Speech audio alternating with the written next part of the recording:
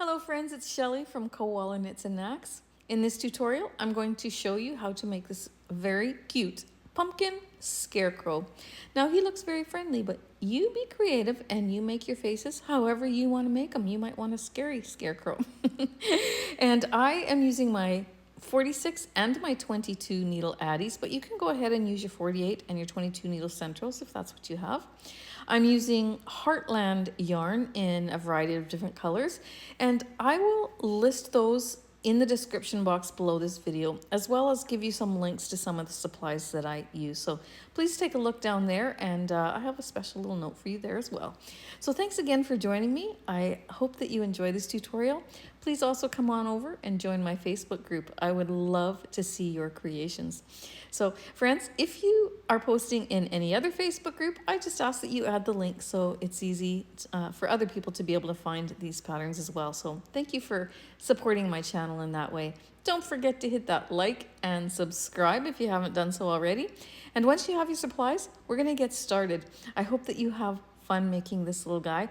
I just want to make a mention to you as well that once you have them finished, why don't you make a few more pumpkins? I give you 3 different sizes in this video that you can use to make the scarecrow, or you can use to have as individual pumpkins. So why don't you make a few extras and make a really nice display. So grab your supplies and let's make a pumpkin scarecrow. We're going to start. I've got my 46 needle machine set up, and I'm going to bring my last white and my first black needle in line with my yarn guide. And we're going to cast on with Lion Brand Heartland yarn in the color Yosemite. And I'm going to cast on, drawstring cast on in front of that first black, then behind, in front and behind, all the way around. When you're casting on like this, you want to just let that yarn slip through your fingers, just gently. So it's nice and loose over your stitches there. But first, before I go any further, I'm going to set my row counter to 0 before I forget. Then we're going to continue, because we want this first row of cast on to be a loose row, so that our when we're doing our next row, these stitches easily fall down over those red teeth. There's no weight yet from a project to pull them down, so we need it to be fairly loose so that it can easily get down there on its own. Our counter is at 0. We're going to slowly do the first round. Again, making sure those loops drop down over the red teeth before this white needle picks up the yarn and takes it down. And you want to do that fairly slowly for your first round.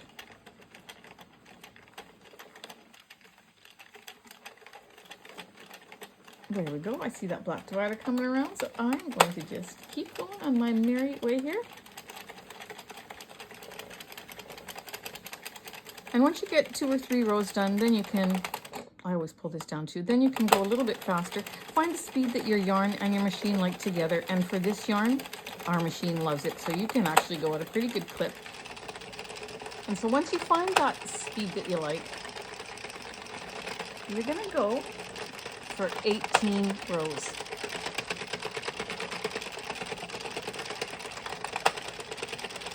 Have my yarn between my 2 fingers like that, because right down at the bottom of those these 2 fingers is the least amount of tension. Sometimes if I'm knitting and I need tighter tension, I'll go up to my knuckles there.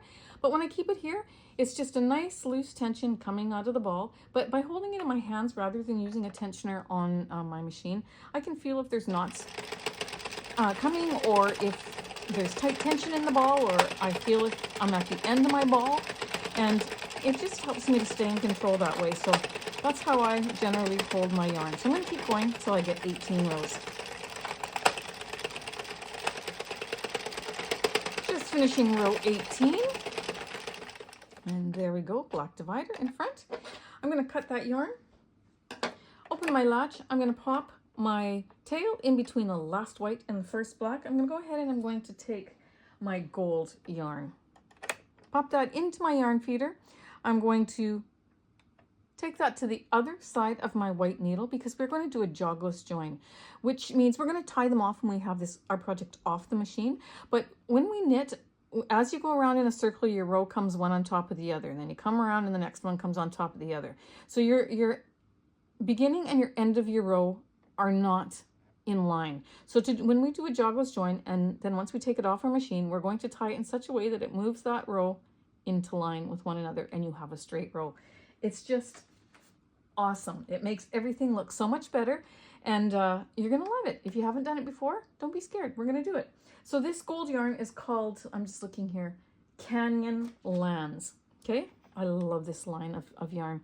And we're going to put that on the other side of the white needle. Then we're gonna knit 4 or 5 needles. We're gonna take both ends of that Canyon Lands, and we're going to help the loops down over the red dividers, and then we're gonna pull away from each other. And back it up a second or two and you'll see how that's snugged up there, and it just makes a huge difference in how it looks. We're going to then knit 2 rows.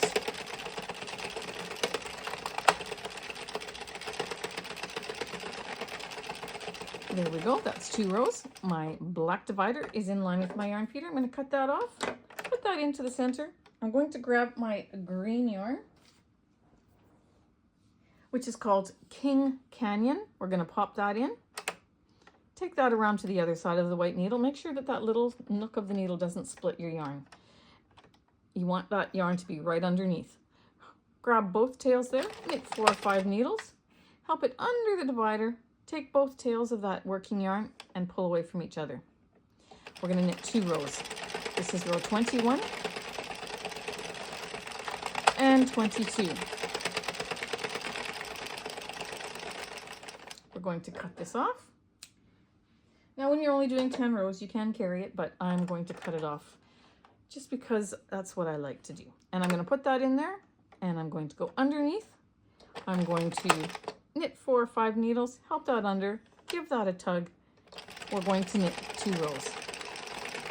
This is row 23. Oops, I got a little knot in my yarn. 23, and we're clicking on 24.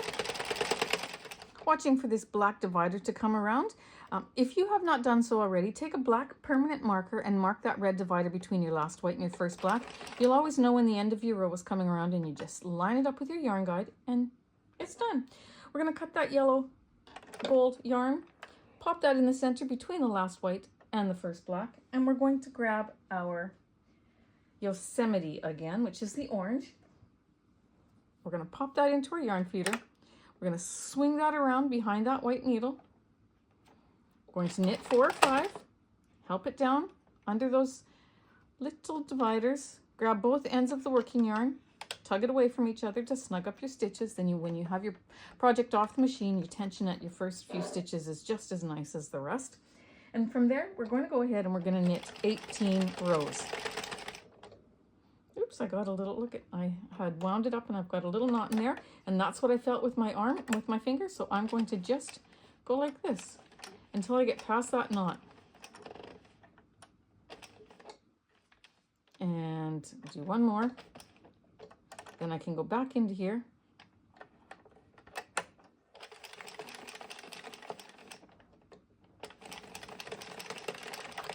And we're going to keep going.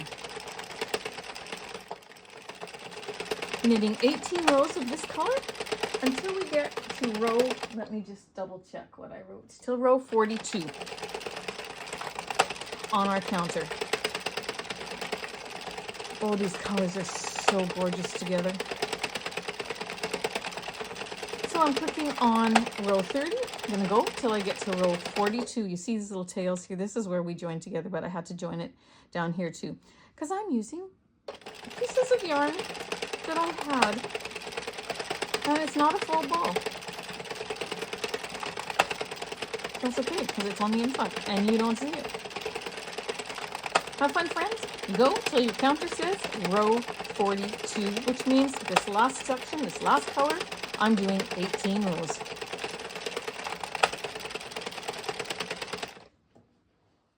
I just finished row 42, so 18 rows of Yosemite. Now this is our outside of our project. So we're going to double it, because when we make anything with polyfill, we want it to have a double layer so that you don't see the white polyfill through your stitches. So this being the outside, now we're going to have to do the inside. So we're going to need to match our amount of rows. So we've done 42 in total here. Now we're going to do 42 rows of our Yosemite. This is the inside. So I'm going to go till I get 84 on my counter, because 42 and 42 is 84. So friends, just keep going with this inside color until you have 84 rows on your counter. All right. right, so I'm not there yet, but I thought I would pop on for those of you who are new.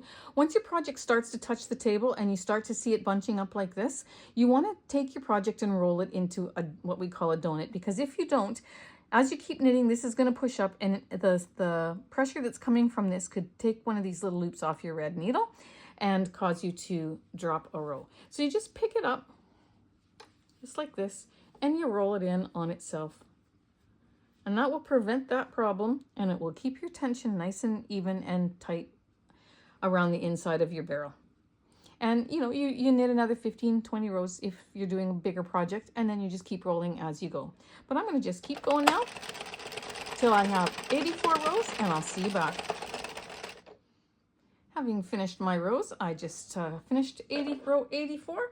I'm going to cut off a long tail that is long enough to go around my barrel in length 1.5 to 2 times.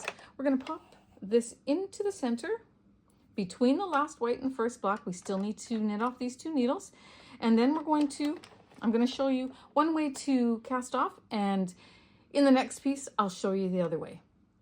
Now the reason why I'm going to show you 2 ways is because in my videos, I do a cast off, a drawstring cast off 2 different ways. And for the first maybe 1.5 years of making videos, I did it the way I'm going to show you now. And then of late, I've been doing it a different way.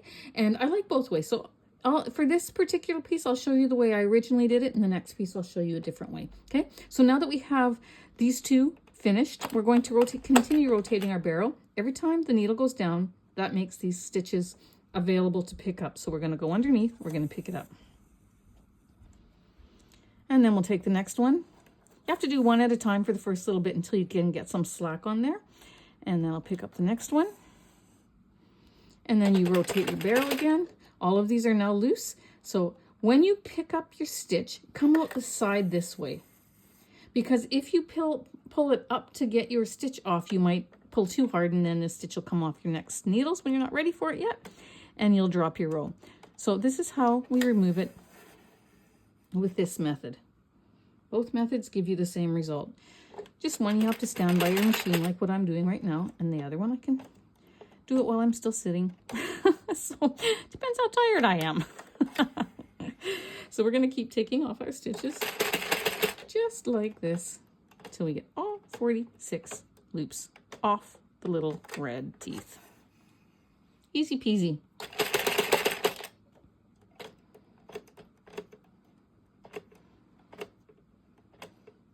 Holding them on my needle with my thumb. Friends, I will put a link to these metal wool needles down in the description box below. Please have a look, and if you click on it, it'll take you to where you can order them. Always look down in the description box below the video. I always have little notes for you and little things to be aware of and to pay attention to, so always have a look down there. And we are almost at the end here. 45 and 46. There you go. Here's our beautiful piece. We're going to unroll it. And you see it's loose here at the beginning where we did our joints, but everything is jogged up a little bit. We're going to fix that, and we're going to bring it into line. But before we do that, we're going to set this one aside, and we're going to make the next section. For this next section, we're going to cast on as before, bringing our last white and our first black needle in line with our yarn feeder. And I think I need to shine this up a little bit so that you're not looking at a really dusty, dirty machine. Should have done this off camera, but hey, do you do this to your machine so it's nice and shiny? Bunny trail. All right, we're going to bring our last white and our first black needle in line. We're going to cast on, drawstring cast on again, going in front of that first black, behind and in front, all the way around, remembering to let that yarn just slip nicely through your fingers. And once we get almost all the way around, we're going to set our row counter to 0.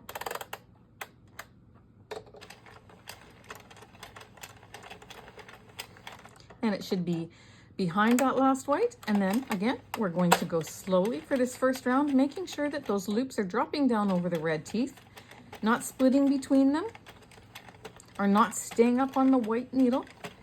We're going to go slowly. Oops, I'm stepping on my yarn. There we go. And once we're around, we can pull that yarn tail down a bit. And friends, you're going to knit for 12 rows. Again, I'm holding my yarn just between my fingers like that with a very light tension on it. Our machines love this yarn, and we're going to knit just going round and round and round for 12 rows. See you when you get there. Just clicked on 12. I'm going to watch for that black divider to come around. Take a black permanent marker and I mark it. It's between the last white and the first black. Then I'm going to stop at my yarn feeder, cut off my yarn tail, open my latch, pop it between the last white and the first black.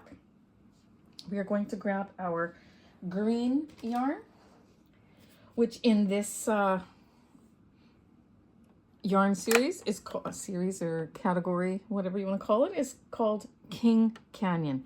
We're going to pop that into the yarn feeder. Then we're going to take it and we're going to go to the other side of that white needle because we want to do jogless joins. So our lines on our project, when we are knitting in the circular, your next row goes on top. We want to make sure that when we have a project off the machine that we take that and we bring it into line so we have a straight line. And that's why we do a jogless join. So I took my yarn tail, put it around the other side of the white needle.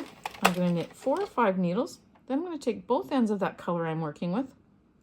I'm going to help that down underneath any divider that it's over. Then I'm going to take both ends and I'm going to pull away from each other. And if you back this video up a couple seconds, you'll see that it's snugged up in there. And that's what we want. We're going to knit 2 rows. That's 1 and 2. There we go.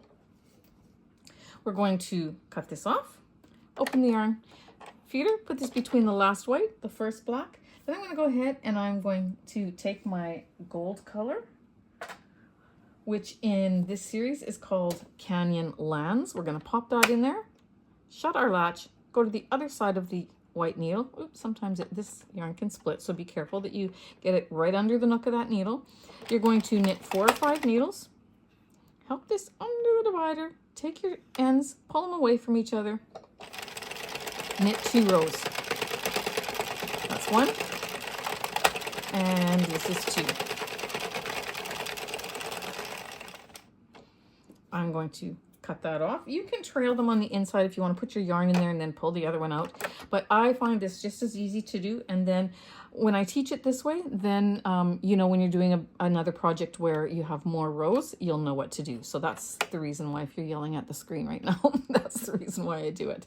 We're going to take our green. We're going to put that back into the center. This is King Canyon. We're going to do a jogless join, other side of that white needle. Hold our yarn tails, knit 4 or 5 needles. Help this under the little divider. Pull your 2 tails away from each other, or your yarn ends. We're going to knit another 2 rows. We'll take care of those yarn tails once we have our project off the machine, and that's when we will fix our jogless joins and make our rows straight. So now our counter should say that we finished row 18. It's going to click onto 19 right away. I'm going to cut that green, open my yarn feeder, pop that in between the last white and the first black. I'm going to go ahead and I'm going to grab my Yosemite color again. If I can grab that end there. That's the orange. Pop it in there. We're going to do a jogless join. Knit 4 or 5. Help it under. Pull our ends away from each other. We're going to knit another 12 rows. That will take us to row 30. I'll see you when I get to row 30. All right, I am not at row 30 yet, but because I hold it in my hand, I could feel that the tension was really loose and I knew my end of my yarn was coming up. So wherever, and I want to show the newbies how to add a new strand of yarn if you get to the end and you're not done your rows. So I'm just going to, wherever, I could have gone a few more needles, but wherever you end, that's where you put it, in between those 2 needles. Then you take the same color, I'm just joining at the same color of yarn, right into there. You put it between the same 2 needles. Doesn't matter where they are on your machine. Then I'm going to knit 3 or 4 or 5. I'm going to do the same thing with my tension, snugging it up in there. Then I'm going to take these 2 yarn tails and I'm going to tie a firm knot. Just like that. Then I'm going to cut this off. It's like I never changed color. It's like I never added it, because now it's going on the outside, that join is not going to be visible. You don't have to take care of this after you take it off the machine like we do our jogless joins. That's done. Now you've got your new strand of yarn in there. I'm going to keep going till I have 30 rows completed on my counter, as I was in the midst of doing. And when I get there, I'll see you back. So if you are new, I hope that helped you to know how you add more yarn if your color runs out. I just finished 12 rows of Yosemite, which took me to 30 rows in total. Now this is going to be the outside of our pumpkin, because we're gonna double this so we don't see the polyfill through it. So this is the outside. Now I'm gonna work on the other half. So I need to do 30 more rows. I don't need any patterning on that because it's on the inside of my pumpkin. Okay, so I'm gonna keep going for 30 rows, or until my counter says 60. But I'm going to just let you in on a little thing for me here. I am almost out of this Yosemite color. I want to make these 3 pumpkins with this color in all 3 of them. But if I do all 30 rows here, I'm not going to have enough for the project. And because it's on the inside, generally we like to keep the same color. But this time, it's okay. I'm going to, if you're like me and you want to use up some yarn, you're going to cut that tail off. I'm going to go ahead and add the one that I have the most color in, and that is this green. I'm going to do my color change. I'm going to tie a knot here. This is going to be the inside of my pumpkin. You're not going to see it, and it's okay to have this dark color underneath the green one. Oops, I forgot to pull those 2, but we'll just pull that. So this is only because I want to save my orange color. If you have enough of the orange or the color that you're using for this project, you just keep going until you have 30 rows for the inside, and for you they'll all be the same color. For me, I'm changing colors just to save on my orange. Hope that made sense to you. So I'm going to keep going till I have 60 rows complete.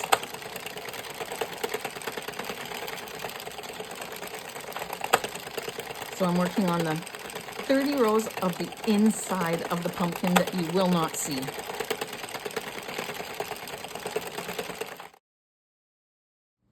Having finished 30 rows for the inside color, and my counter now says 60 rows, I'm going to cut off a tail long enough to go around my barrel 1.5 to 2 times.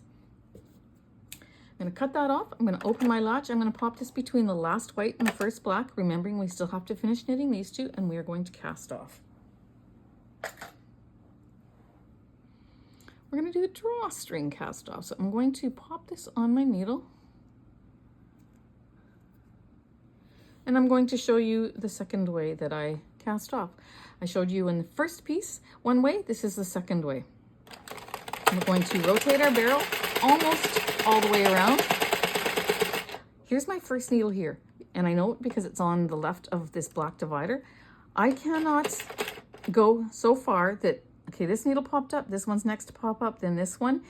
I have to stop before this needle pops up because it'll push this little loop off the red teeth and drop my row. So you have to stop about there, about 2 sections before this guide. And then all these stitches are now loose and ready to come off. Okay, so all you gotta do, take your needle, pick up your stitches. Okay, I'm going to rotate my barrel. Not going too far. I don't want that needle to push up and push that loop off. There we go. Once it clicks and goes past those black needles where it gets a little bit stiffer because of the counter, then you can easily take your hand and just push this over like this. You don't need to touch the handle to do it.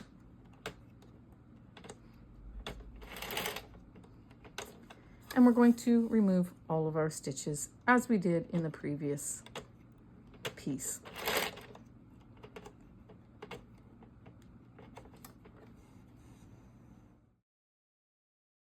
And there we go.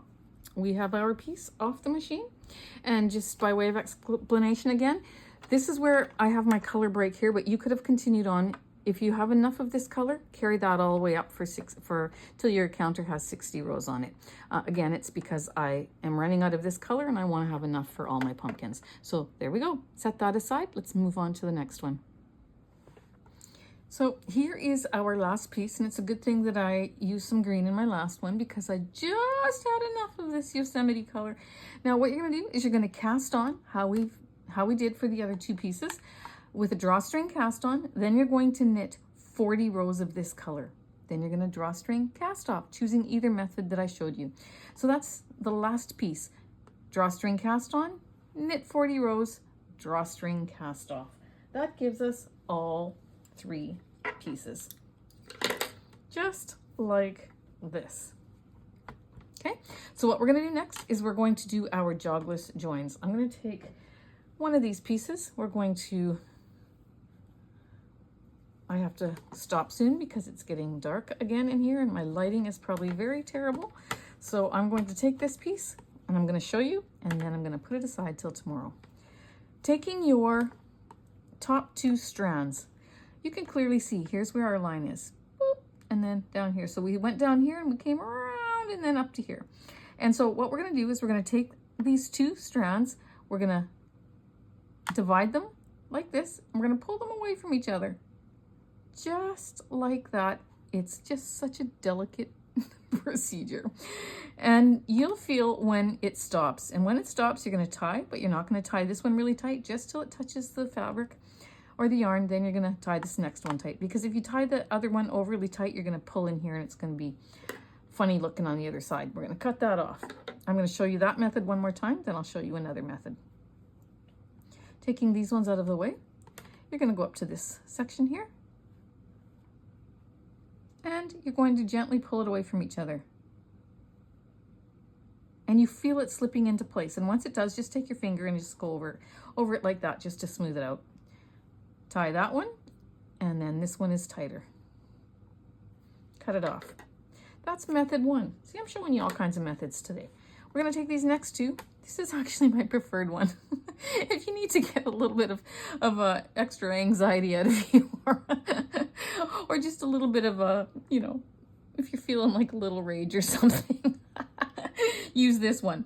You take it and you just give it a jerk up. Now, when you pull it up, it's quite a hard pull, but you will feel it fall into place. You can even hear it. So listen. And it's right in place. Take your thumb, smooth it out. Tie. And of course, I'm going to show you this in just a second. And tie. Cut this off. Either way is good. But this one I just find, oops, that one I dropped it, but I got it. Oop, I might have pulled that a little too tight.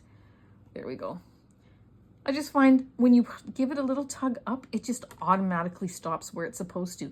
And that's why I like this method of join a little bit better. Okay, now I'm gonna turn this the other way. Getting my long tail out of the way here. I'm gonna give this a little bit of a play, and there you go. We've taken our lines that were jogged, and we've put them in line so that they are straight across now. When you have bigger sections rather than 2 rows, you can get it so it looks a little bit nicer. I did tighten this one a little bit too tight, I think, that third one, but still it's pretty straight. And so when you're doing blankets and stuff and you have lots of color changes, this is the way to do it. I will do the other piece too, and I'll show you how straight we can get it. I think I pulled that last one a little bit too tight, like I had already mentioned. And so it's not as perfect as what I like it to be, but it's pretty perfect. All right, so go ahead, enjoy that process. Do your jogless joins, and I'll see you back.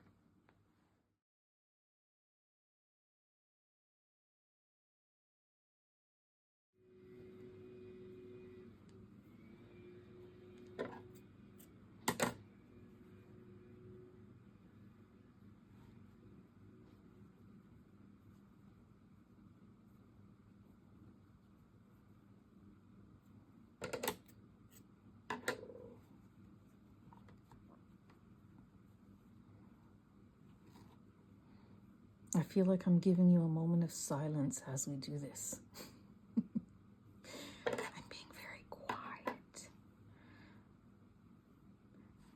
thought I would do it on camera to show you in case you just needed to see again. I'm showing you both ways. You don't have to alternate. You can do them one way, choose your favorite and do all of them the same way, or alternate if you're just in a fun mood. Okay, and that's how you do that. We're going to turn this the other way.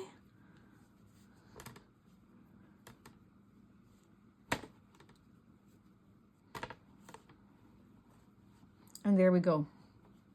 So you can get it almost perfect. That's pretty dang straight. And so is this actually. A little bit tighter in here. It's harder, like I said before, when you only have 2 rows. If you had a big section, then it's not so delicate to play with, but I'm pretty happy with that. All right, so let's go ahead, stretch these out widthwise and lengthwise, get all those rows lined up and softened. And again, don't let this green fool you, just pretend it's all this color. And we're going to move on to the next part. Grab your fiber fill. And we're going to begin assembly before we do anything else. I'm going to take my big piece here. So what we're going to do is we're going to take any side and I'm going to cinch it close. And you see when you just pull that, it all bunches up. You want to make sure that you're going to get it all smoothed out. So take your fingers, smooth out that edge, be kind to it, and then pull. Just like so. Do not cut this off because even though it's long and it's in your way, you're going to need it. I'm going to put that on my needle and I'm going to go around the top edge of that first row of stitches just to reinforce. Picking them up with my needle and pulling. I'll just do one circle around. I'm using my middle-sized needle here. Generally, I like to use the smallest one. I thought this was until I started working. Then I realized it was the middle one. I love the smallest one for this kind of work. You get under those little stitches and you pull. I think I just have a little bit further to go. And once you get around once and give that a nice snug closure, you're going to just pick up 2 strands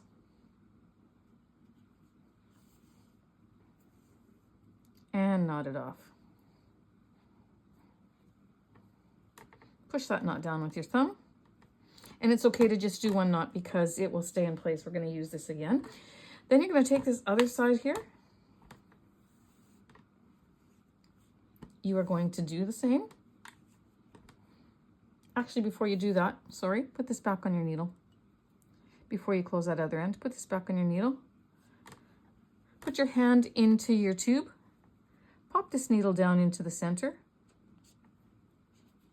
Grab it with your hand on the other side so that you don't snag the side of your work. Pinch the top and bring it through. So you're putting this piece in half. Then pull this through. Give it a yank. You probably even heard that. The knot came through. So it's going to be nice and snug. You're going to then close this other end, making sure this tail stays out. Close this other end. And if your stripes are on the inside, don't worry, because once you close this end, you can always turn it the other way. And then the stripes will be where they need to be. Grabbing my smaller needle. I'm going to now go around this edge and reinforce it.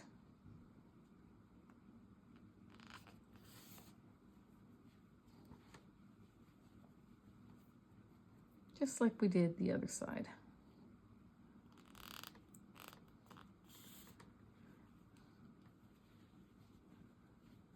This is a fun project. And this yarn, oh, it's such a dream to work with. Such a dream. I just absolutely love it. I feel sorry for my friends on this channel who are in countries where they can't get it. I'm so sorry. I'm going to, but you have yarn that I wish I could get, I'm sure too. So just find your favorite yarn and let's see your projects when you're done and tell us what yarn you used. Love to see. Pull the inside up really close to the outside one. This is my outside strand. This is my inside strand. I'm going to take that outside strand first, and I'm going to tie off in one knot just to secure that as well. Push that down with my thumb. Then you're going to take these two long tails,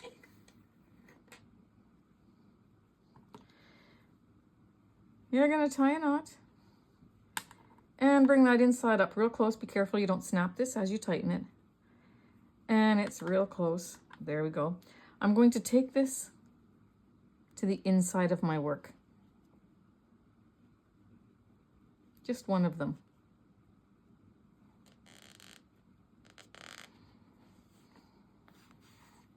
Pull that through, and I'm going to cut it off. There we go. I'm going to leave this one because we will use that one. But we're going to take our needle, put it on that string that yarn tail that we have left. As long as it's long enough to go around this rim 1.5 times, you'll be good. Then you're going to smooth this out so you have that very bottom edge just like that. What we're going to do is we're going to pick up 1 row of stitches. So 2 bars. Then you're going to go over 2, pick up 2. Go over 1 row, pick up 1 row. Pull through, leaving a bit of a tail there. Smooth this out whenever you have to. Go over, under, over a row, under a row, over, under, all the way around.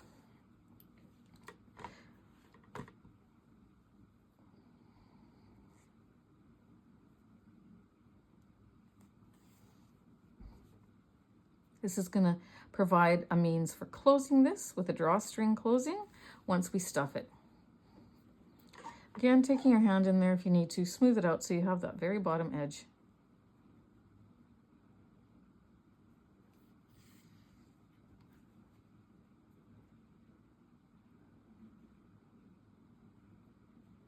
And continue around.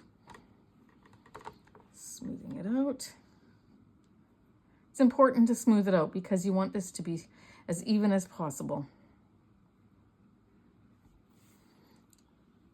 And there we go.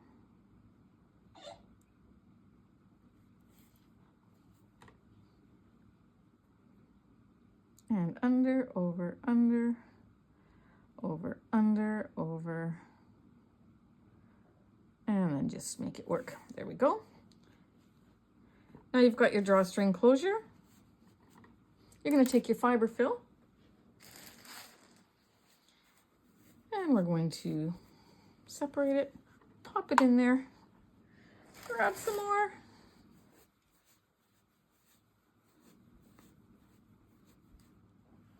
Pop it in there.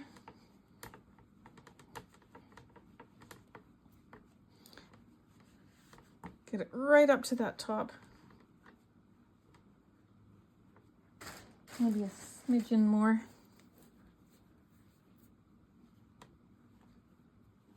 I'm going to begin closing this by holding these two ends and just pulling. And then I can see if I like it. It's going to come together like this, okay? And then we're going to make our edges. So I want it a little bit fuller. I want a fat pumpkin.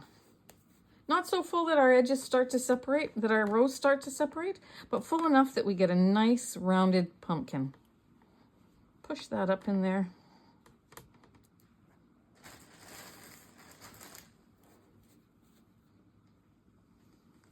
I think I should stop there. Might have too much. Might be getting carried away. There we go. I'm going to just play with this and see what I think. No, I think that's going to be perfect. Okay, then we're going to tie this. And again.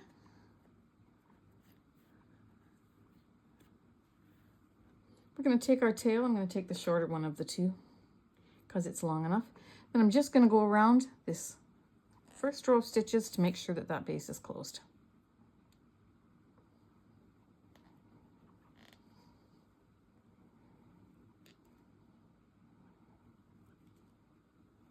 Why are you fighting me? Is there a knot in there? There we go. Yes, there might have been.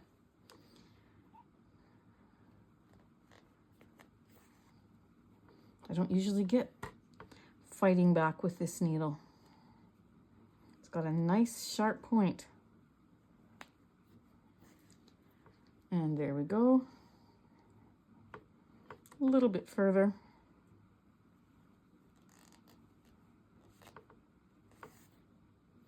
I'm going to take these two. I'm going to tie them once again. There we go. And a knot. And we've got a nice little ball that's not going to stay a ball.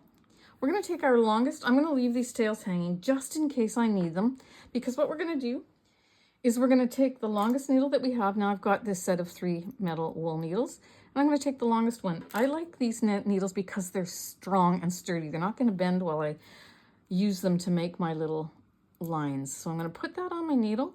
We're going to just start with one. So I'm going to take this and I'm going to take it down through the center of a row, pop it into the center at the base, go right through that stuffing, come up through the center at the top here, if you can get it into the center or really close to the center. There we go.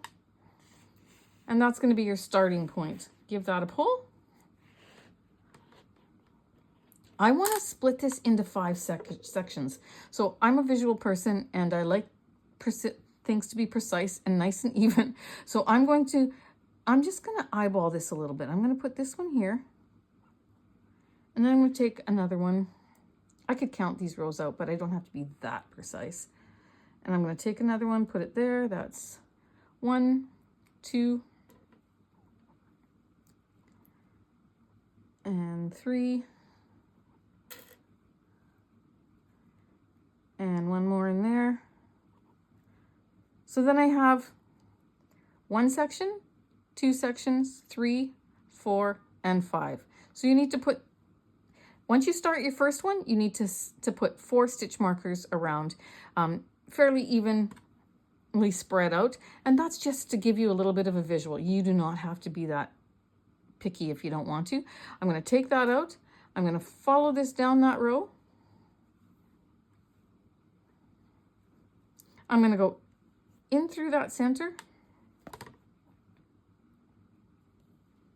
under the stuffing, or through the stuffing, up through the center, and pull up. And there we go. Then I'm going to take it. There's my next stitch marker, my next visual. I'm going to go through the center of that row. Get those out of the way, back down through the center, up through the center at the top, and give that a little snug. I'm going to take the next one. Friends, I have done these before and I haven't put stitch markers, and then I have looked at it and I thought, okay, one is way bigger than the other, and I didn't like that. So that's why then I decided when I make these things, I'm going to put a visual. And maybe that'll help you too. I'm going to come up through the center. It gets tight. Be prepared. There we go. Give that a pull. And then I have one more here. Don't snag your little pumpkin. Going to go down. Come up. Through the center. It does get a little hard. There we go. And pull. And there we go. We have nice, evenly spaced rows just with a simple little technique. Give that a pull. There we go. We have 1 pumpkin. I'm going to switch my needles to my smaller needle because that's easier to tie knots with.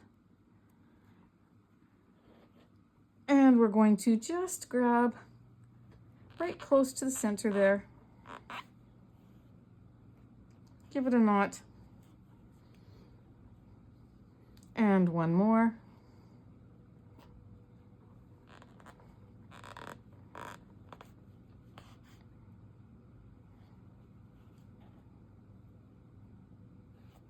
Just like that. Pop this down into a stitch underneath the stuffing and out the side. Give that a little tug to get that knot down there. cut that off. And now that we know that we don't need these ones to make lines, I thought in case the other one was too short, then I had these ones as reserve. I'm gonna go and I'm gonna hide these ones in my work as well. And there we go. We have one beautiful, beautiful pumpkin. Love it.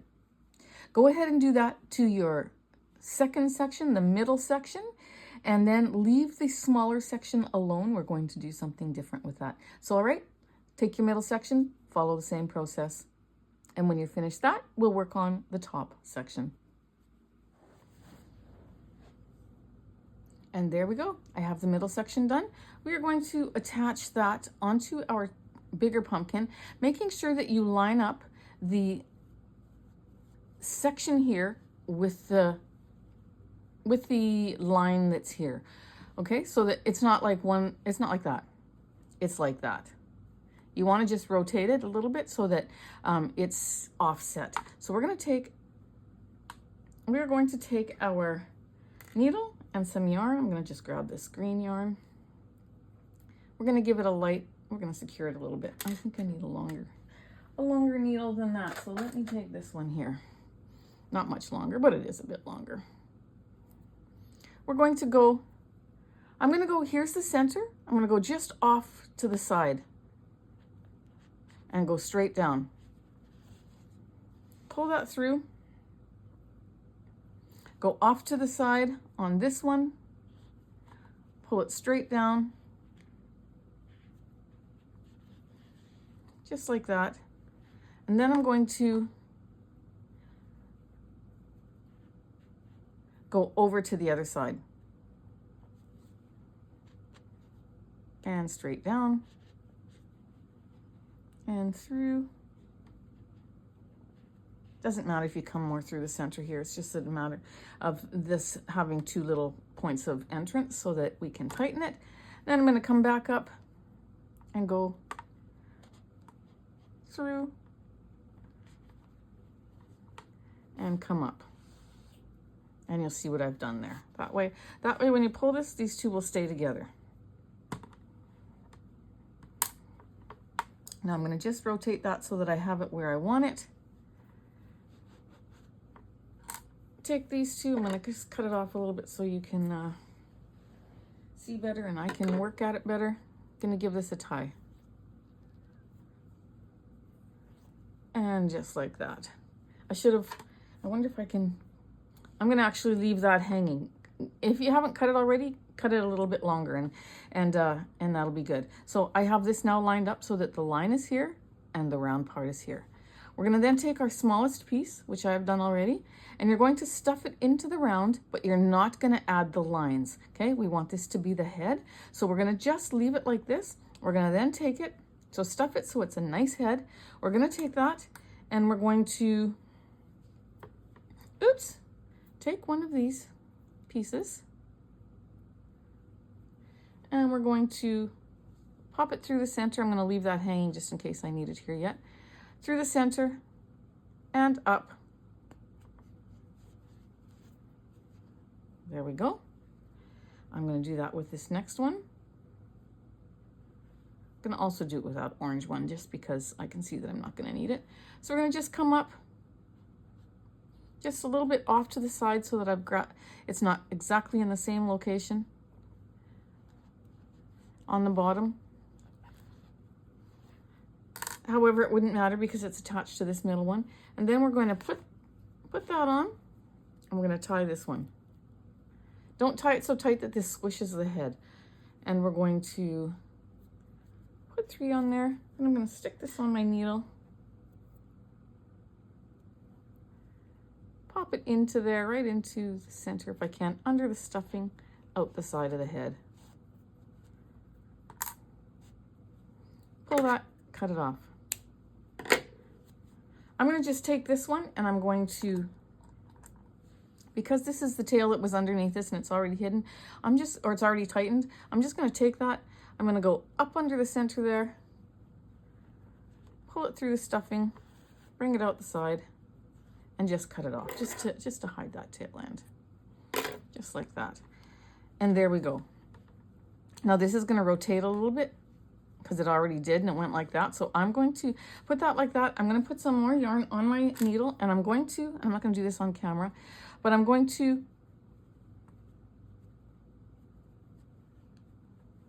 just tack it down a little bit with a smaller needle and some yarn, and I'm just going to tack it down in a couple places underneath here, maybe one on this side and one on the other side, just so that that stays centered like that. Okay, so go ahead and tack that down just a little bit more so it doesn't turn.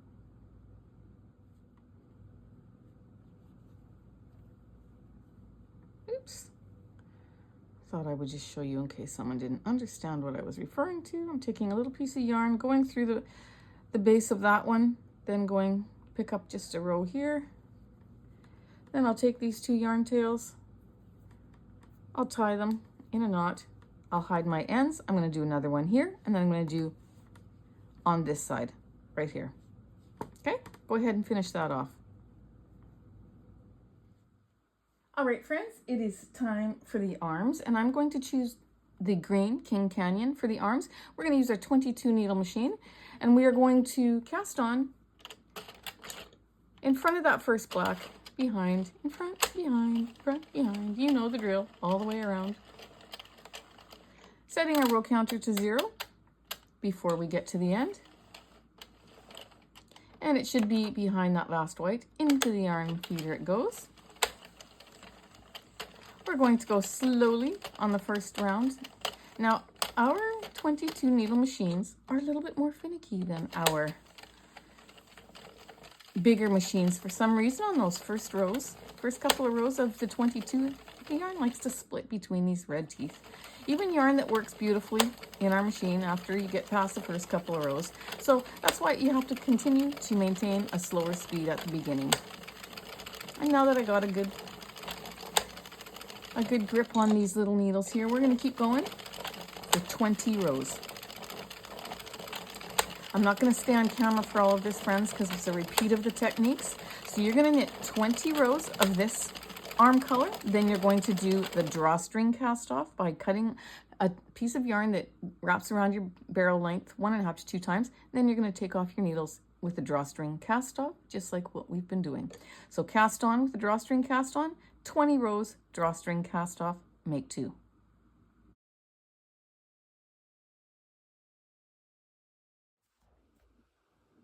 Once you have your 2 arms completed, we're going to take one. Let me put that one aside.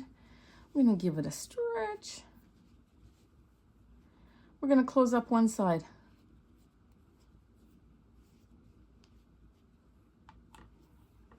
Let's actually close up the side with the shorter end, and then we'll use this one for sewing. So leave that a little bit more open. I'm going to take this one.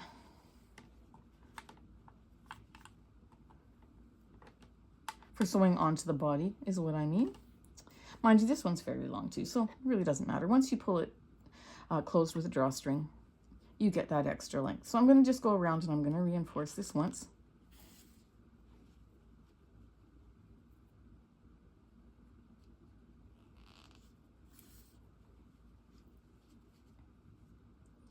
A little bit further, take it off to the side here. The side meaning there. Gonna give that one little knot. We're gonna take a chenille stem or a pipe cleaner, whatever you call them where you live, and I'm going to bend this in half. And if you don't have these, don't worry, just do it without it, but it will make a difference in how you can shape your arm. I want mine to stand straight out, so I'm going to just bend this a little bit more. Get it about the length. Then I'm just going to twist this just so I can push in those little metal ends there. And there's no sharp edges. I'm going to put that in there. I'm going to fold this over to the center. So one side over to the center, then over to the other side. So we folded it in thirds, and then it's the right size. We're going to go ahead and take that yarn tail, bring it across to that other side just so that we can close that end. Then we're going to mattress stitch up the side here. So to do that, you're going to find the row where the wide part of the V is going to the left. And here's the point down here. And I'm going to do the same thing over here. I'm going to give that a little twist to find it. And there it is. and we're going to work into the first 2 stitches. So I'm going to just figure out, you might be going into the wrong spot up here because it's hard to get into there, but you're just going to choose a spot and pick up 2 stitches. Go over to here, I'm going to choose that spot up there, and I'm going to pick up 2 stitches. And that's where my beginning is going to be, making sure that stays folded in thirds. We're going to then work our way up. Here's my 1 row, here's my other row. Here's where I came out, so I'm going to go in and pick up 2 stitches. Here's where I'm coming out here, so I'm going to go in, pick up 1, 2 stitches.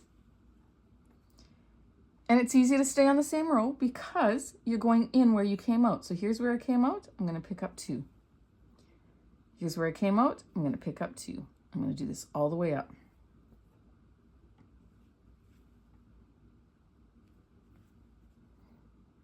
When you get part way up, just like this, about a little past halfway, pinch the base there and give this a tug, and it will bring it all together. Then pull it apart just so that you don't have any gathering in there, and then you can continue on your merry way up to the top.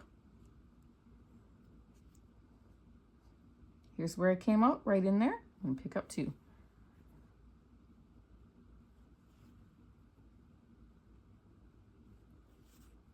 Oops.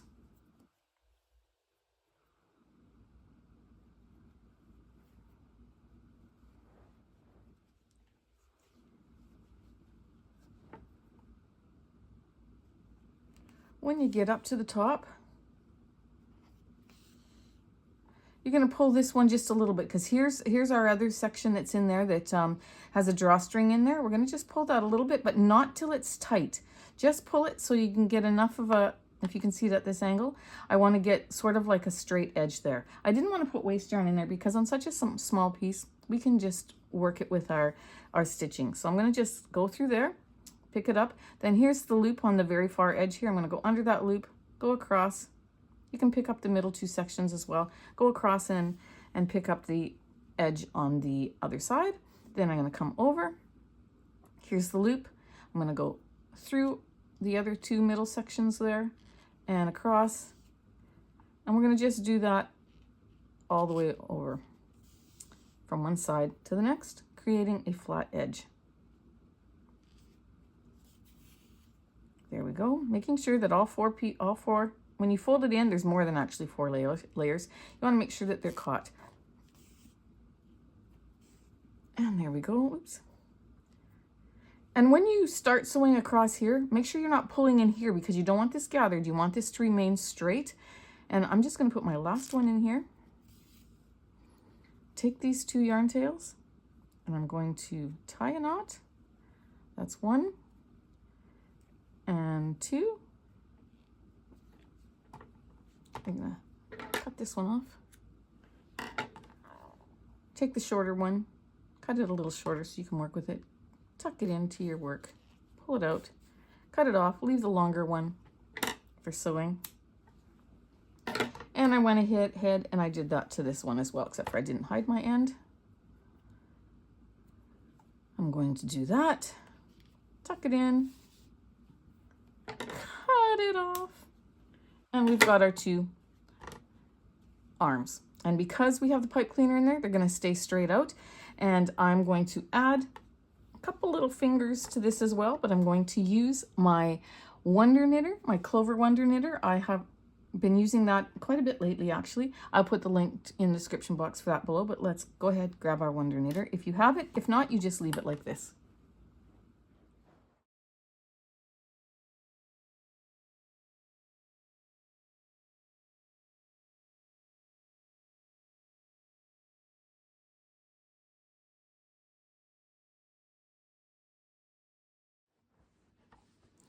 I've got my Wonder Knitter and got a couple stems there. We're going to need 4 in total. What you do is you take, I already started twisting this one, so I should just untwist it. You're going to take one of your chenille stems, and you're going to put it in half, and you're going to twist it. Then you're going to put it in half again, and you're going to twist it again. I already made 1 arm, that's why I only needed to make 2.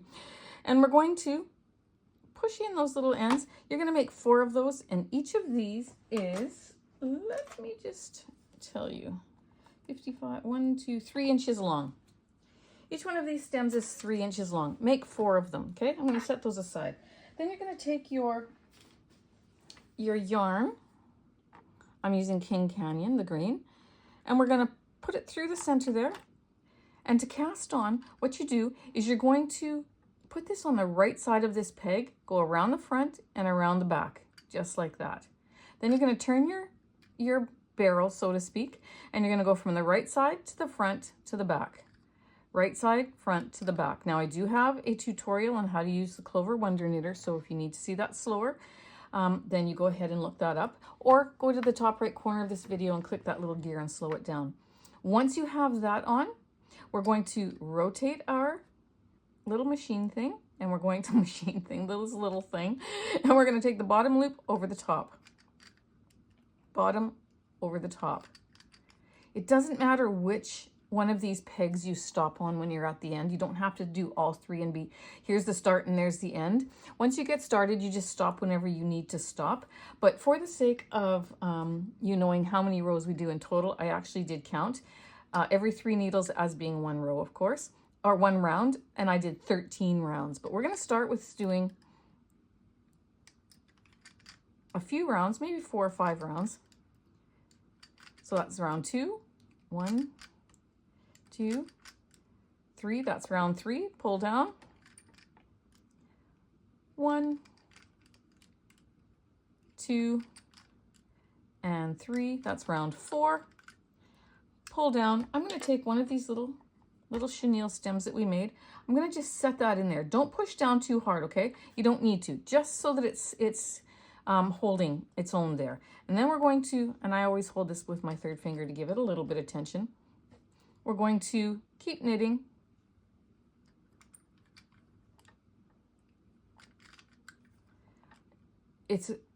Oh, I had 2 there. It's very surprising how fast this will bury. Okay. This is round 6, I think. And starting of round 7. That's round 7. I'm going to pull this down. 8, 8, and 8. For the sake of those of you who need to keep them all the same, 9, 9. I'm very particular as well. This is 10, 10, and 10, 11, 11, 11, except for, see, I pulled that down, it's almost buried. If you have a couple of these longer than the other, it really doesn't matter because there's stems on your main branch that's the arm. This is 13, 13, and 13. Pull that down, it's hidden. That's as long as I need to go. I'm going to cut a tail. We're going to then move these loops all up. I'm going to take this yarn tail and I'm going to put it underneath the loop now. Before we were going above it, now we're going to go under. We're going to go under that loop. We're going to scoop up that tail and pull it through. Put it under the next one, scoop it up and pull it through. Under the next one, scoop it up and pull it through. Now that you've done all 3, you can remove your piece.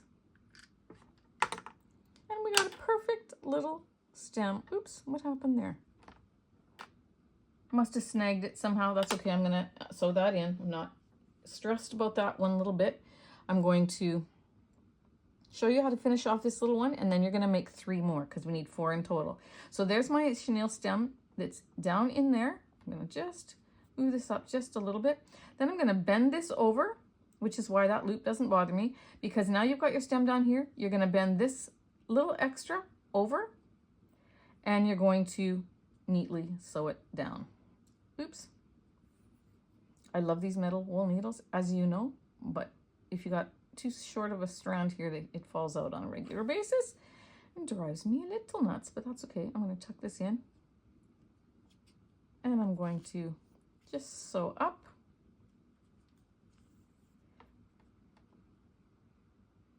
And some are saying, why didn't you just make it shorter? And that's because it's hard to get that chenille stem pushed right in, but doing it this way too gives me that little extra support when I'm sewing it onto our main arm. So I'm going around here and I'm just sewing this edge down just like that. Then I'm going to knot it off.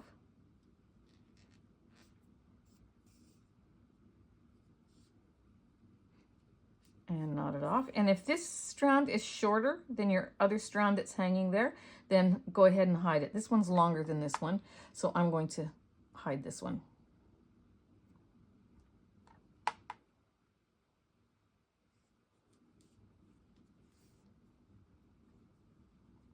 Into my work and cut it off.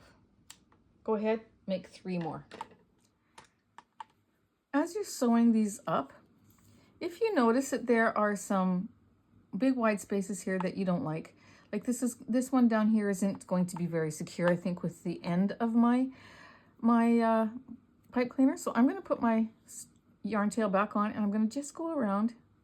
I'm going to pick up that stitch and I'm going to close it. I'm going to just go around here and just reinforce it around that little chenille stem.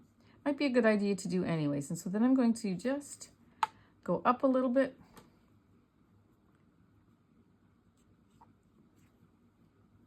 Another option is to use the wider pronged attachment that goes to your Wonder Knitter, but I like the size of this little stem, so I would rather just take this and go like this if I need to. And look at that, I close that right off and you don't see that chenille stem at all. I'm going to do that to the other one as well. I'm going to go ahead and hide this tail.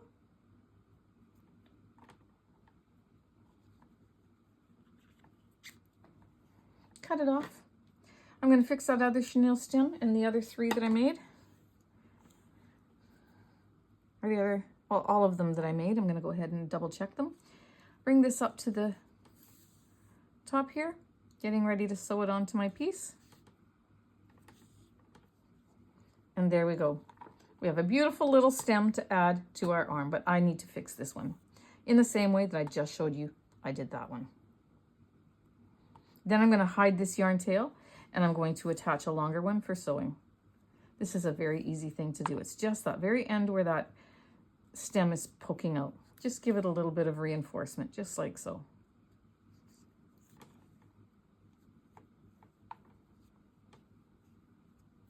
This one doesn't need to be all the way down. I'm just going to do one right there. Knot it off.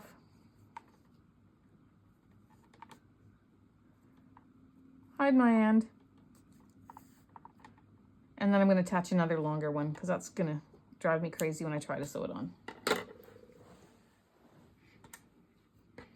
Now that we have our 2 little stems made, we're going to take one of our arms. Just get that one out of the way.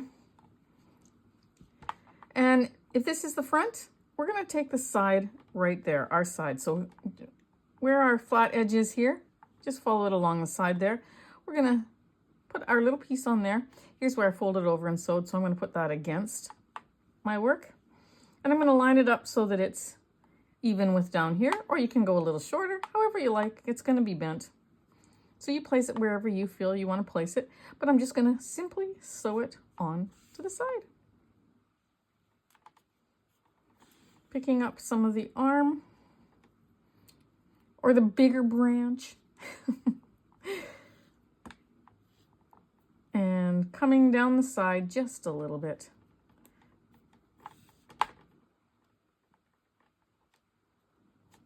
Oops.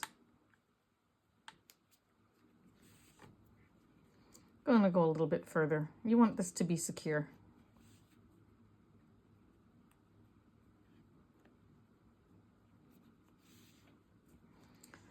So here's where the top is, and I went down about there. And I'm going to just go across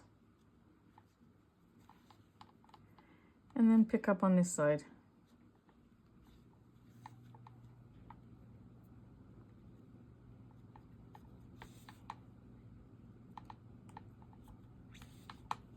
And sew it up to the top.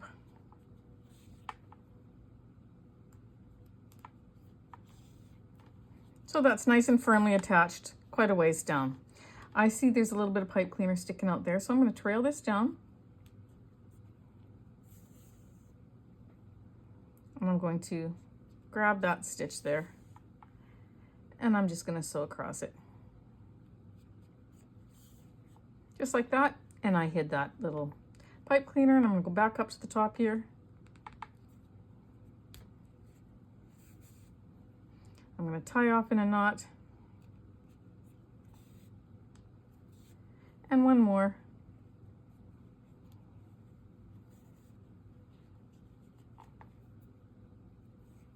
Pull that down with my thumbnail. Pop that inside under the stuffing and out. Cut it off. You're going to take the other one. Here's where the side is that I sewed. I'm going to put it on this other side.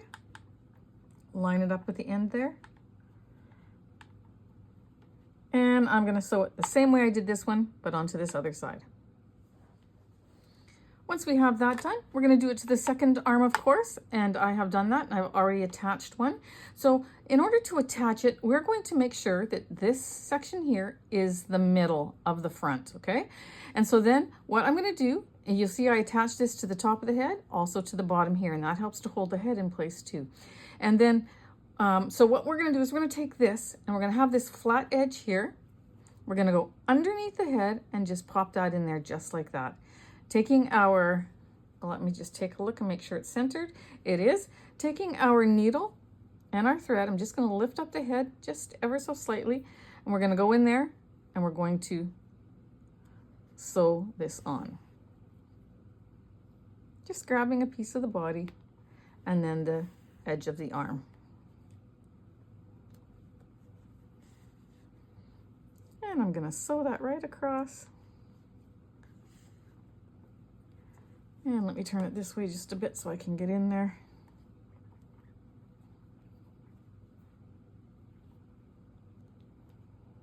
So once it's sewn to the body, I'm going to then take it and I'm going to sew it to the head. So I'm going to go back the other direction, picking up a little bit of the head.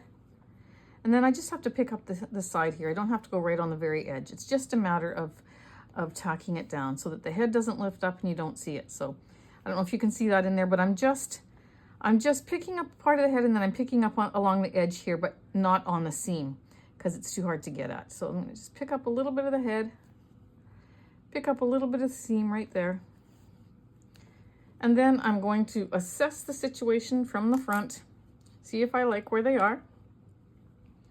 And if I like where they are, which I do, then I can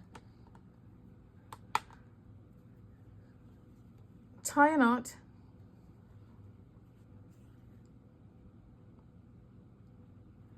That's one and two. Oops, tangled around my arm. That's the problem with these little limbs. And two. And then take this and hide your tail up into the arm and out. Do that with your second one as well.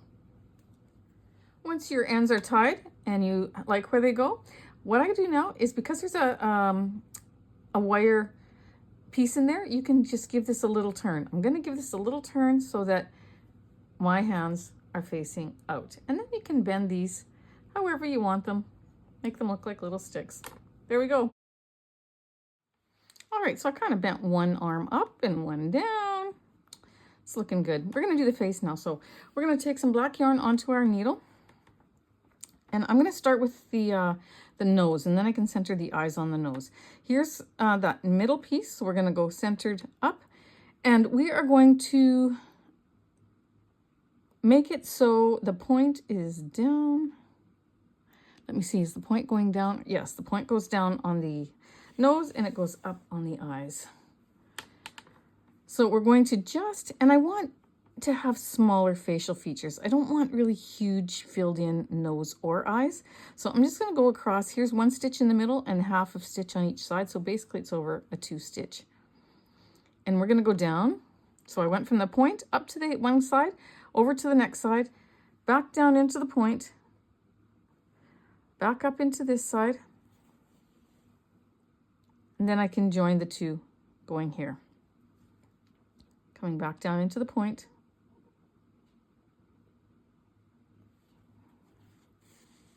I'm going to begin filling in. And to fill in, I just want to go nice and loosely against the fabric. Don't want to pull it too tight, but I want to go over top of this bar. I do not like to see a bar at the top of a nose, so I'm going to go over it, use it as my guide, and just go over it, come back down to the point.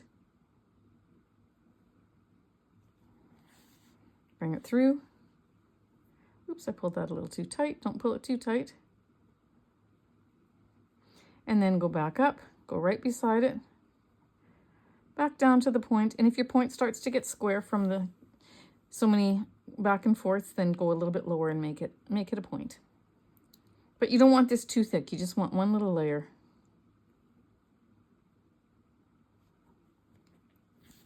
So I'm going to go over. I think this is 4, right? Doesn't take many. And one more about here. Back down into the point. Layer that nicely. Then I'm just going to outline it again. I always end with an outline, so that's that side. Come back over to here. Just gives it a nicer finish. And then back down into the point. And I need a place where this is going to go up. So before I go back down into that point, I'm going to visualize where my eyes are, and they're going to be right about here. And I'm going to go over the same amount of stitches. So I'm going to come, except for my point's going to be up high instead of low, but I'm going to come right here. So I'm basically following that angle of the nose.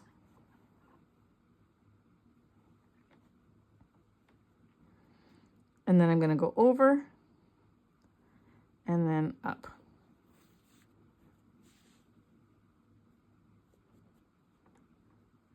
And then we can go back down and over and up. I'm going to go straight over to this side here. I'm going under my stuffing. I want to get my outline before I fill in either one of them, just to see if I like the size of them. Friends, I'm just going to give you a tip. Don't make them too big, because I did. This is already big enough. Don't make it any bigger than that. I did this once, and then I, just to see, and then I took it out. I actually recorded it with you. I did the same thing, and then I looked at it, and I thought, that is way too wide. I didn't like it at all. So I'm going over one full row here, and then half stitch there, half stitch here, just like I did on the other side. Then up to the point there. Don't pull that too tight. Back down, up. Because if it's too wide and too thick, it just takes away. So if I do that one, do you see how much bigger it is than that one? So that's why I like to outline it first. Then I get a better visual. I'm going to pull this one out. Make it a little bit smaller. And then I'm going to fill them in exactly the way I filled in the nose. I don't need to stay on camera with you to do that. I'm going to fill them in exactly the way I did on the nose. And then when I get them both filled in, I'll show you how I close it off, how I end it. All right, so I filled in this eye and I outlined it on both sides. I'm not going to have enough to fill in that eye, so I'm going to go back up to my point here. I'm going to go under my stuffing. I'm going to come out where I went in there. Pull that through. I'm going to tie this off, and I'm just going to leave it hanging there until I have this one done, so that I make sure that I like them both before I go ahead and hide my ends. I'm going to cut off another strand. I'm going to go in from a different entry point, and I'm going to come up.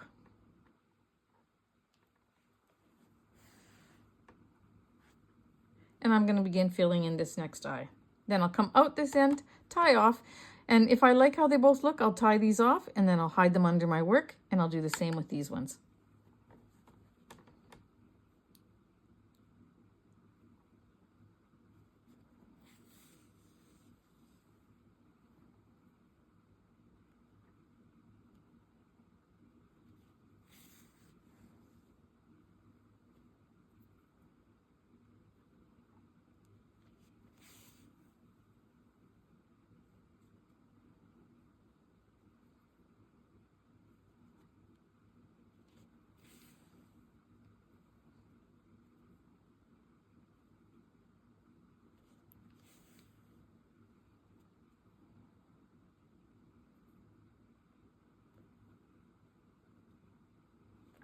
doing the outline.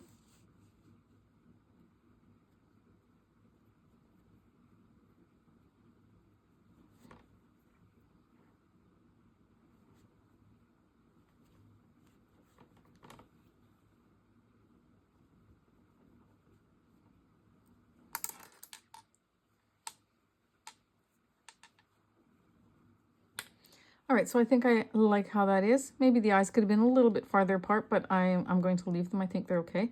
We're going to come in the side here. This is where you get to be creative. You get to do what you want for the face.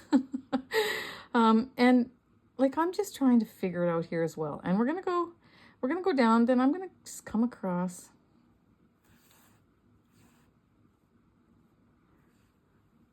I'm gonna just then go back down to this corner here, back up to this corner. I'm going to zigzag it right across. So there you go. You see, got a part of a zigzag. I'm going to come down here and then come up.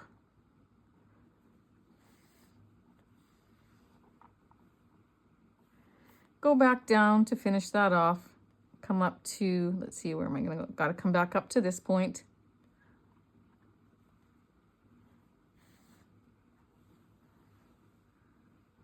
And then I'll go down, come up. I'm going to zigzag back and forth like that till I have a mouth that I like. Going down to finish this zag. Back up to the corner here.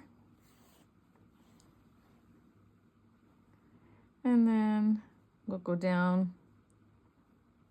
Let me see here. Maybe a little bit more. And then come up.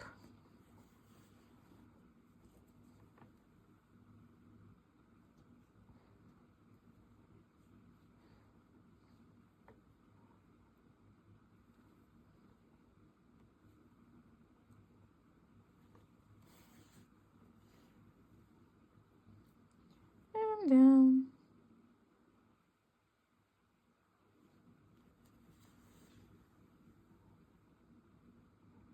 I gotta go back and finish this corner.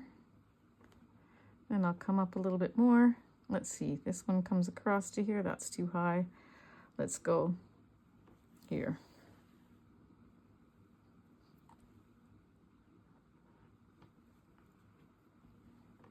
Well, I need this to match this corner, so I got to take that under, that little piece. Am I leading you astray? I'm just figuring this out as I go. So I'm going to go one more down here at a bit of an angle, and then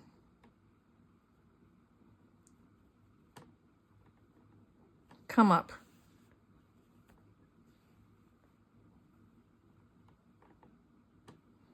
And go here. And then I'm going to assess the situation. I'm going to come back up here so I can just continue on if I want to, but let me just see here.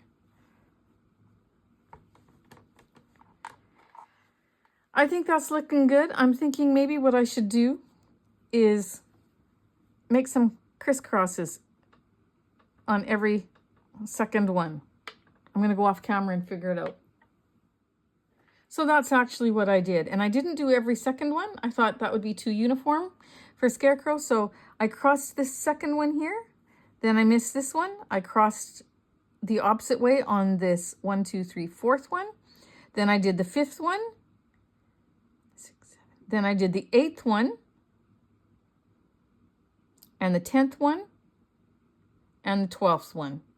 Okay, so you'll have to go back and if you want to do it exactly the same way, that's how I did it. And then it gave it a little zigzaggy kind of messy look, and that's what I was going for. Then I took it out and it was easy for me to do it off camera because then I held it after every stitch and looked. And it would have been on camera for a long time. So I didn't want to do that and take up camera space. So there you go. That's how I did that. And I like how it looks. I'm going to knot that, hide that, pull it out, cut it off, lift up on that entry there and the exit there.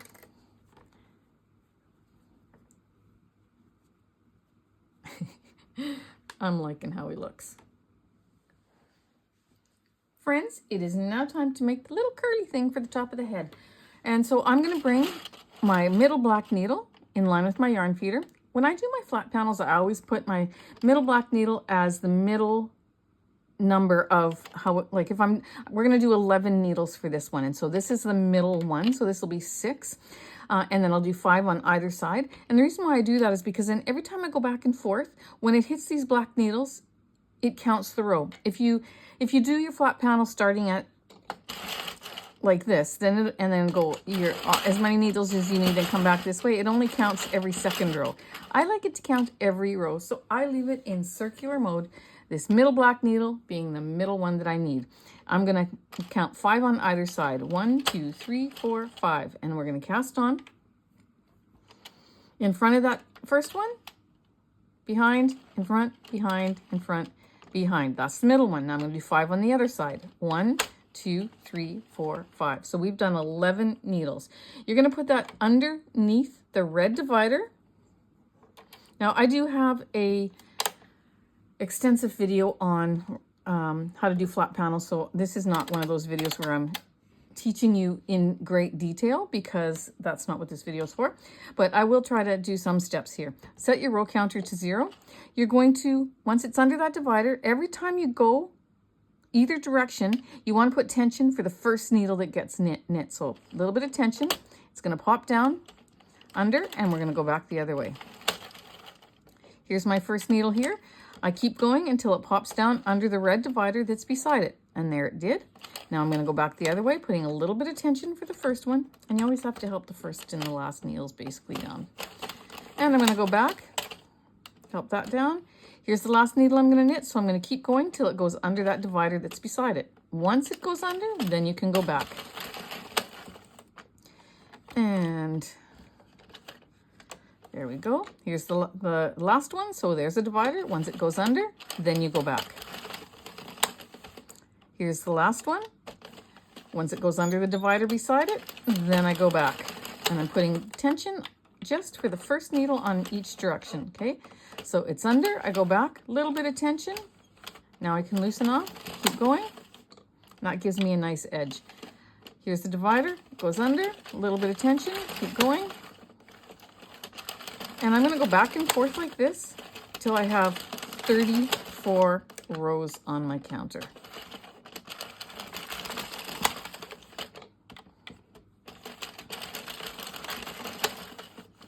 Actually, probably 33, because I want to end on this side. I'm going to keep going back and forth. Friends, you keep doing that. And I will see you when you get there. Now, you could also use this technique. Let me just explain. If you want to make the little stems for the arms, those little extra ones, and you don't have the Clover Wonder Knitter or the Addi egg, you can make a flat panel over, I would do over 5 needles, and then follow the same technique that I'm going to show you here.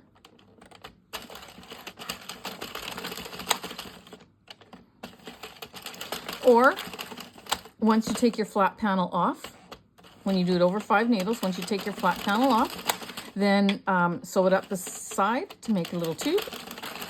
You can add your pipe cleaner before you sew it up the side, and you've got the same kind of thing. Okay, so that's just a little tip for you that you can do if you don't have the Clover or the Addi egg. This is 26,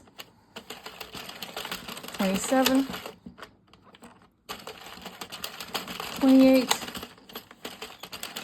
29, 30, 31, and I stayed on the whole time with you. That's how fast it goes. 32 and 33. Push that down. You can then cut off a tail long enough to do the cast off, but also to use for sewing. I'm going to pop this on my needle, open my latch. Make sure you shut your latch then. We're going to feed this back to that first needle. There we go. Pop that in the center, and then you're going to keep turning. Once that white needle drops down, you can take off the stitch. Drops down, take it off. Drops down, take it off. Just like this. That's how we're going to remove our flat panel.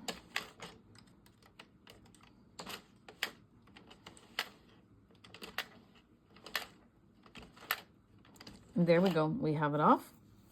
I'm going to remove my machine and I'll show you what we're going to do with this.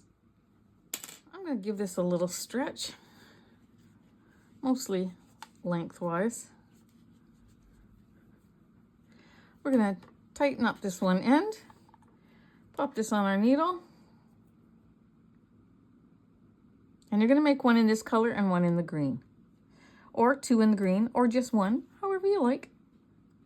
You personalize it how you like. I'm going to just put this end together. One more knot. And then I'm going to leave that hanging, and I'm going to do the same with this one. Because this is the shorter strand here, I'm going to knot this off and then hide it. We only need one strand. So I'm going to just take this, join my little ends there, knot it off. And then I can just weave this between the stitches, just along the side there. Just a few. Cut it off. Tuck it in there. Then what you're going to do is you're going to begin twisting this. Now it lets go very easily, so be careful. Actually, before you do that, put your needle on here, because you have to have your needle on here. And once you're holding it after it's twisted, it's hard to get that on. So I'm just going to now twist. Now I learned this technique with sashes that were very, very long when I was a manager many, many years ago before I had kids in Lady Foot Locker. Now I'm sure some of you are going to have some memories popping into your head. Way back then in the 80s and early 90s, we made sashes. They were called sashes, and you twisted them and you twisted them and you twisted them till they were really tight. Then you folded them in half and went like this, and you got a little curl like that. Then we would take beads. Well, we'd put the bead in here before we, anyways, and then we'd wrap it around, and we had twisted sashes with or without beads. And so that's what made me think of this. And I'm going to take my yarn tail and we're going to sew this closed now. That's what made me think of this curly technique. Now, I need to get an individual video out on it, because I did these on my unicorn, and they clearly were seen by other people, because now I see videos coming out showing the technique using the exact number of needles that I've used and stuff, and they're calling them other things like twisties and stuff. And, you know, that's okay. We all learn from each other, and that's fine. I hope it's helpful. But I would like to get a video up, because I believe that these were not on YouTube until I figured them out, and so I just want to have a video of them as well. But this is what you get here. And so I am going to put this on the top of my pumpkin, just like that. And then I'm going to take this green one. I made a green one as well, and we're going to add those. Okay, but I'm going to have this green one maybe flopping down over the side. This one I might take. Actually, I'm going to take this one. This is just a very last minute decision, because I do that when I'm creating. I'm going to fold this now in half. I was going to have two strangle things that were just hanging, but I just realized that's not what I want to do. I want to pull this through and pull this through. Pretty tight there. And pull this through. This would be, these twisties would be,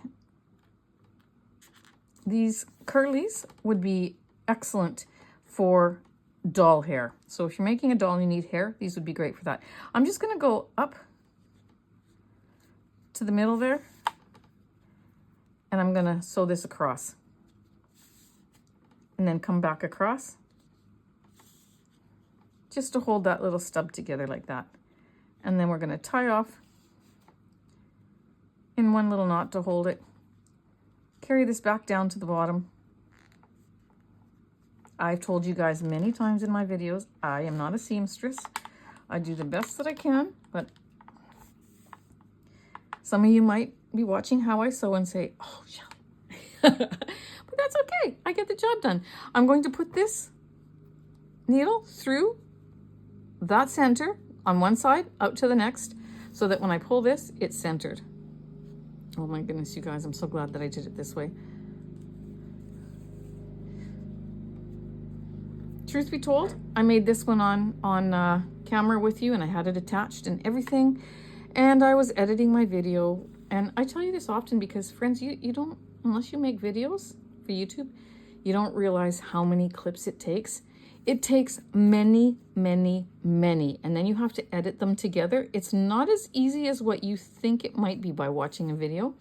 It takes a lot of time, and sometimes if you hit the record just the wrong way, you can do a whole segment thinking that you've got it taped and it's not taping at all. And that's happened to me more than once in my videoing career, and it happened with this curly, so that's why I made another one. But it actually worked out good for me because I never had this piece on there, and I love it. I'm going to tie off in a knot, and one more,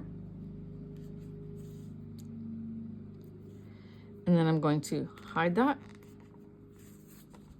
and cut it off.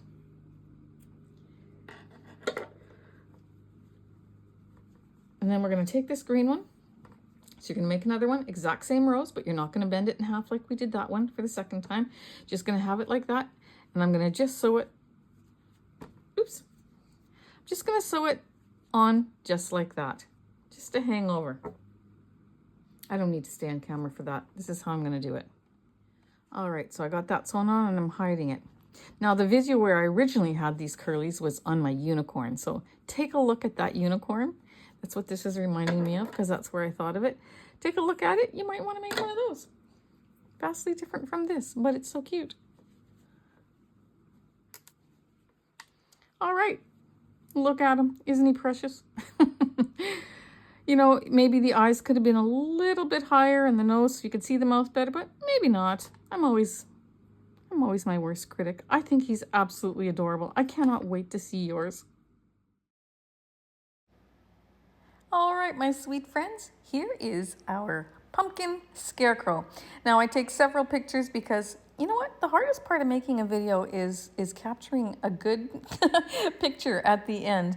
I try my hardest to get good shots with clear pictures, and sometimes it's not easy, but I hope that you can get a good visual of this cute little guy, and I would love to see the ones you make. So please be sure and show me in my Facebook group. The link will be in the description box below.